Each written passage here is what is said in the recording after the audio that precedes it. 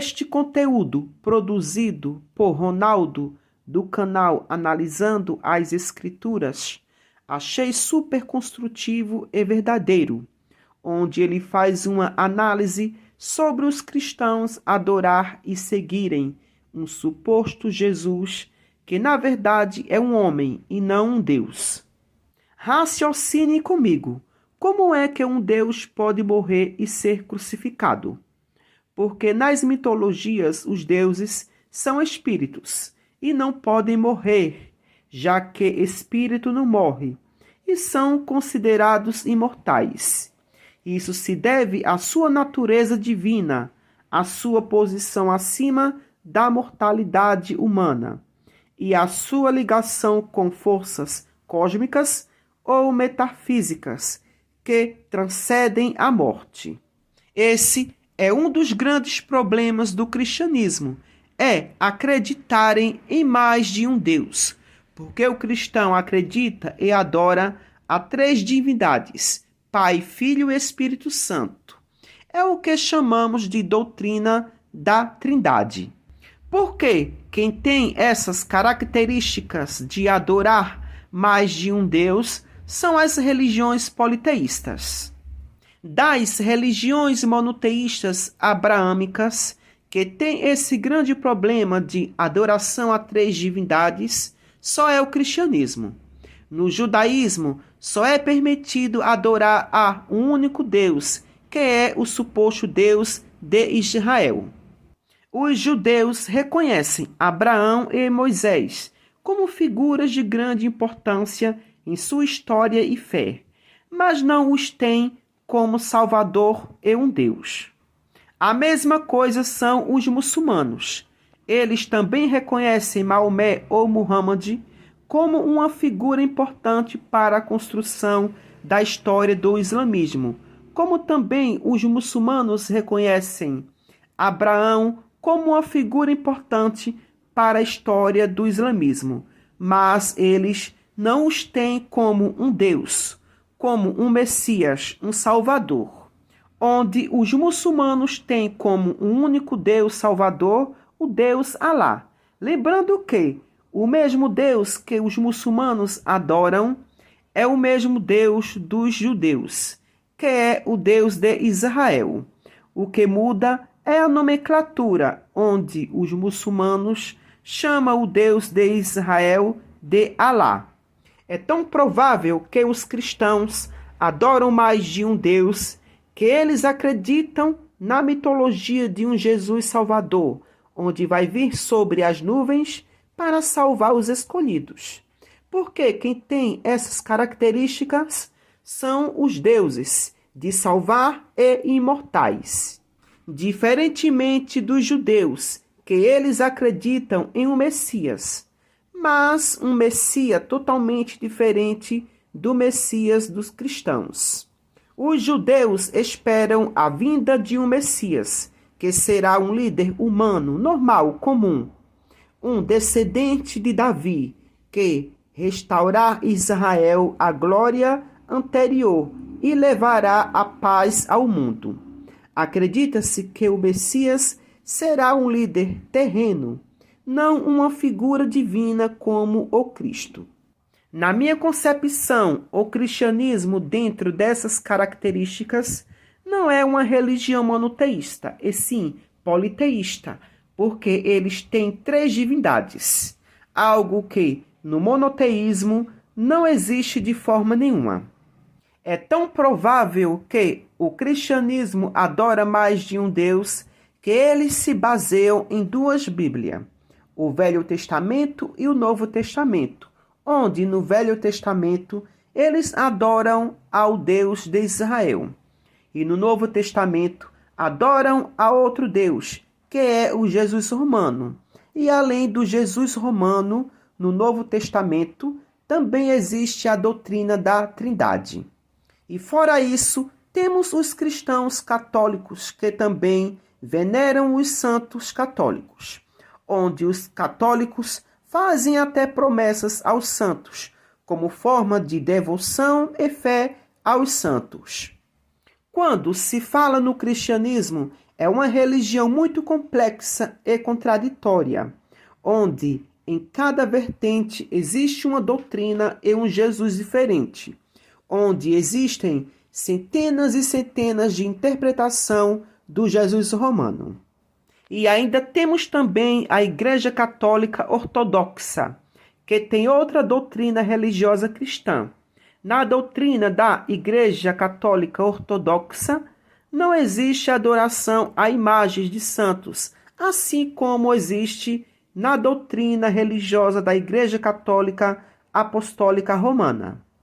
Existiu até um movimento chamado iconoclastia, que foi um movimento praticado pelos cristãos ortodoxos, onde eles saíram quebrando as estátuas dos cristãos da Igreja Católica Apostólica Romana. Então, esse movimento é chamado de iconoclastia. Eu fiz um shorts aqui no canal, onde eu questionei aquela passagem de Lucas, que Jesus vai orar para Deus, no Monte das Oliveiras, pouco antes de ser preso. Aí Jesus fala assim: Pai, se quiseres, afasta de mim esse cálice, mas que seja feita a tua vontade, não a minha. Só nesse trecho aí de Lucas, pessoal, a gente pode ter muitas camadas que a gente pode abordar, daria até para fazer uns 10 vídeos só sobre isso. Mas vamos começar do princípio, né? Eu vou contar uma curiosidade para vocês primeiro. Essa parte que Lucas fala que Jesus suava, e seu suor era como sangue, ou coisa assim, isso aí não é original do texto, tá? Que nem eu falei para vocês naqueles vídeos de acréscimos, o Evangelho de Lucas é um dos que mais tem acréscimos. Isso aí foi colocado pelos escribas para combater uma seita que já estava aqui no segundo século, que estava incomodando a igreja, que era a seita dos docetas, que achava que Jesus não tinha vida em carne, que ele era apenas um pneuma, uma aparência, um espírito, que ele não tinha vida em carne. Isso mostra que esse versículo foi acrescido, provavelmente no segundo século. E isso prova o que também, pessoal? Prova que a igreja é um pouco, como é que eu vou dizer, ilegítima. Eu vou usar um termo educado, ilegítima. Por quê? Porque se essas pessoas que estavam próximas dos acontecimentos, Jesus morreu provavelmente, vamos supor, né, entre aspas, no ano 33, tomando como base que ele tenha nascido no ano 0, que não é verdade, mas por volta do ano 33.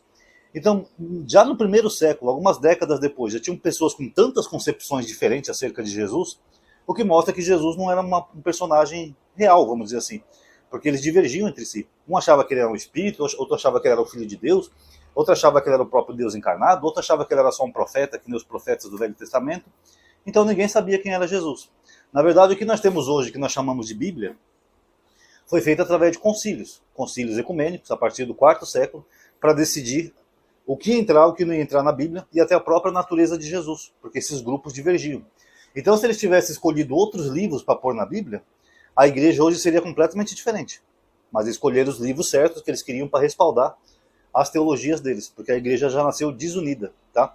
Para quem acha que eu estou blasfemando ou que eu estou mentindo, olha, por exemplo, Paulo em Coríntios, que ele fala assim: há divisões entre vós. Uns dizem, eu sou de Cristo, eu sou de Apolo, eu sou de Pedro, e assim por diante. Então, na época que o apóstolo Paulo estava escrevendo a sua epístola, ele admite que já haviam divisões. Lembrando que Paulo, né, se for um personagem real, ele seria bem próximo ali de Jesus. Então, como é que a igreja já tinha tantas divisões assim? Estranho, né, pessoal? Mas voltemos à passagem de Lucas. A passagem de Lucas também é estranha, porque Jesus, e isso Lucas coincide com os outros sinóticos, ele vai orar sozinho no Monte das Oliveiras. E quando ele retorna, ele pega seus apóstolos dormindo. Aí ele reclama com eles, né, que eles vigiai e orai, não sei o quê. Aí ele volta lá de novo para orar de novo sozinho. Quando ele retorna, os apóstolos estão dormindo de novo. Tanto que num dos sinóticos ele fala: não conseguem ficar acordados nem uma hora sequer? Mas chega, já basta, já está chegando a minha hora. Então fica a pergunta: quem que viu Jesus orando se ele estava sozinho, os apóstolos estavam dormindo e logo em seguida ele seria preso? Não deu nem tempo dele contar para os discípulos. Então aquelas palavras que estão na Bíblia de Jesus conversando com o Pai, que tecnicamente seria ele mesmo, quem que testemunhou isso para narrar para as pessoas? Não, amadinho, Jesus contou isso depois que ele ressuscitou, ele contou para os apóstolos. Para quê? Isso é uma doutrina, uma teologia, alguma coisa importante? Não. Então não faz o menor sentido. É o mesmo que vou falar que, sei lá, eu vi o ratinho no banheiro falando no celular. Eu estava lá para ver? Não. Então fica um negócio meio estranho, né? Outro ponto interessante nessa passagem, pessoal, é a questão de Jesus ter uma vontade diferente da do Pai. Eles não falam que Jesus é o próprio Deus encarnado, que é a segunda pessoa da Trindade, que Jesus deu a vida por nós? Não, ele se sacrificou por nós, amadinho. Sério? Pois quando ele estava ali orando, ele não queria. Ele foi bem claro. Pai, se puderes, afasta de mim esse cálice. Que cálice que ele estava se referindo? A paixão, a crucificação. Tanto que em outros versículos ele mencionou esse cálice. Ele fala assim, é o cálice que eu hei de beber e vocês não podem suportar. Dando a entender que ele ia passar por aquele martírio. Mas ele pediu para Deus que se puder, até de uma forma meio assim, como é que eu vou dizer? Sabe quando um filho pede para um pai uma coisa com medo? Pai, se o senhor puder, me dá um dinheiro para comprar um doce, mas só se o senhor puder, tá? Se não puder, tudo bem. Um filho que tem medo do pai, é mais ou menos assim que Jesus pede ali. Olha, pai, se o senhor puder, afasta de mim esse cálice, mas se o senhor puder, tá? Que seja feita a sua vontade, não a minha. Dá a impressão até que Jesus ali está com medo de Deus, né? A impressão que dá fazendo uma leitura mais crítica e fria do versículo. Agora, muitas pessoas vieram comentar aqui no canal que ali Jesus estava como homem. O cara fala que é teólogo, mas não sabe uma coisa básica dessa. Jesus ali estava como homem, amadinho. Então, eles mesmos estão admitindo que seguem um Deus homem, que não é um Deus. Deuses não têm essas coisas de pedir para outro Deus para fazer alguma coisa. Estão seguindo um homem. Vamos começar do princípio. Homens podem curar e fazer milagres? A Bíblia diz que Jesus fazia. Ressuscitava os mortos, curava, fazia isso e aquilo. Não, amadinho, mas ele fazia isso com o poder de Deus, amadinho. Tá, e quando ele falou para aquele paralítico assim, teus pecados estão perdoados, para que saibam que o Filho do Homem tem poder para perdoar pecados na terra. Ali ele está se colocando no lugar de Deus. Não é só Deus que podia perdoar os pecados? Como é que ele se coloca ali numa posição como se ele fosse o próprio Deus? Aí fica difícil, né, pessoal? Então, essa história de que ele era homem, mas um homem que faz maravilhas, sinais e prodígios e milagres, que ressuscita até mortos, eu nunca vi nenhum homem fazendo isso. Se vocês já viram, comente aí, porque eu nunca vi. Agora, vamos tomar um argumento deles como verdade, então. Tudo bem, Jesus fazia aqueles milagres em nome de Deus. Era Deus que dava poder para ele fazer milagre. Mesmo ele tendo nascido do Espírito Santo, ele não tinha poder nenhum. Era Deus que agia através dele. Beleza, como os profetas, Moisés, Elias, Eliseu, etc. Beleza. Agora, Jesus, se ele fosse só um homem, então, que fazia alguns milagres, as pessoas estão venerando um homem. Porque milagres também os profetas faziam. Moisés abriu o mar, mandou 10 pragas no Egito.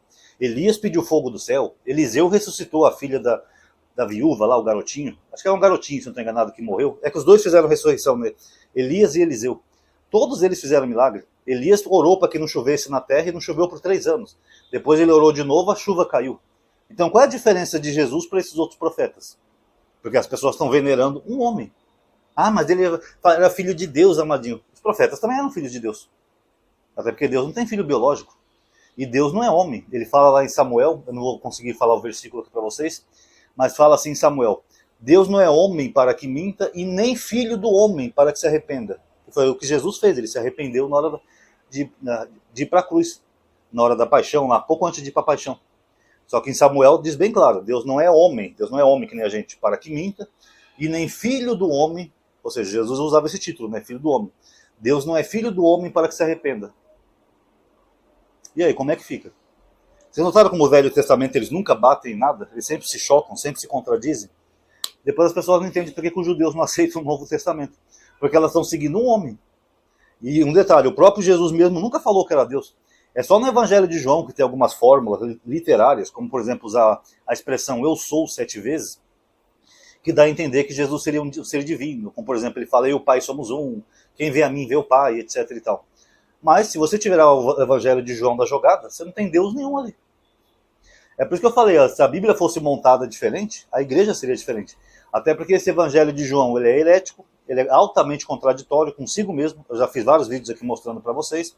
Como por exemplo, Jesus fala, se eu testifico de mim mesmo, meu testemunho não é verdadeiro. No outro versículo ele fala, eu testifico de mim mesmo.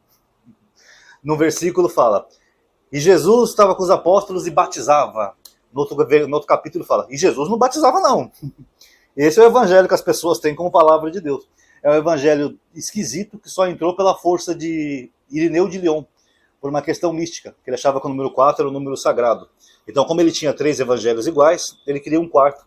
Então ele pegou o menos pior dos outros que tinha na época, mas ele tinha vários outros evangelhos que ele recusou. E ele aceitou de João por essa questão mística. Não porque são 4 cantos na terra, são 4 anjos do Apocalipse, são 4 não sei o quê. Tem que ser 4 os evangelhos. Aí você tem um Jesus dos sinóticos, que é de um jeito, e um quarto Jesus do evangelho de João, que é um Jesus divino. No sinótico, Jesus fala para o jovem rico, por que você está me chamando de bom? Bom só tem um que é Deus. Então, quer dizer, eu não sou Deus, cara. Bom é Deus, ó. É aquele cara lá. Chega em João, quem vê a mim vê ao Pai, Felipe. E por fim, pessoal, a própria Bíblia adverte, também em Deuteronômio, capítulo 13, se vier um profeta ou um sonhador fazendo sinais e prodígios, mas mandar seguir um Deus que seus pais não conheceram, que não era para temer esse profeta, que ele seria um falso profeta. E é exatamente o que Jesus faz, ele faz sinais e prodígios, em João ele se coloca como se fosse um próprio Deus, em algumas passagens, e ele ainda fala assim para os judeus, ó, vós não me conheceis e nem a meu pai, porque se vós conhecesse a mim e meu pai, não agiriam assim comigo. Dando a entender que o Deus que ele pregava não era o Deus que os pais dos judeus conheceram. Então, ele era um falso profeta pregando um outro Deus, segundo Deuteronômio. Aí fica aquela questão, né, como eu falo sempre aqui no canal. Se a Bíblia for a verdade, e respeitando quem acredita que é, então os cristãos são os primeiros a ser condenados. Se houver o inferno, como eles acreditam, um lago de fogo eterno, eles são os primeiros a serem condenados. Porque o Deus do Velho Testamento falou que ele não é homem, que ele não é filho de homem, falou para não seguir homens, e principalmente homens que faziam sinais de prodígios e mandassem seguir outros deuses. Foi exatamente o que Jesus fez. Jesus ainda chega a dizer que o pai dele, ele dá a impressão que não é o mesmo Deus do Velho Testamento. Principalmente em João.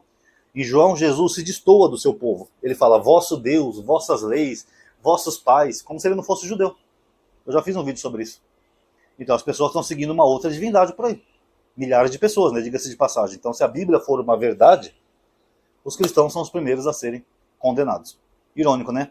Eles que vivem condenando todo mundo ao inferno, se houver um julgamento em um mundo espiritual, talvez eles sejam os primeiros a ir para lá.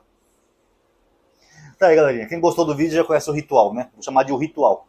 É dar like, ativar o sininho, entrar na lista de transmissão, comentar o que você achou, compartilhar nas suas redes sociais. Esse aí é basicamente o ritual, tá? Muito obrigado a todos aí que assistiram. Paz a todos. Na minha concepção de entendimento e análise, o cristianismo é a religião mais complexa, fragmentada, confusa e contraditória que existe. Então, por hoje só e até o próximo vídeo. Tchau, tchau.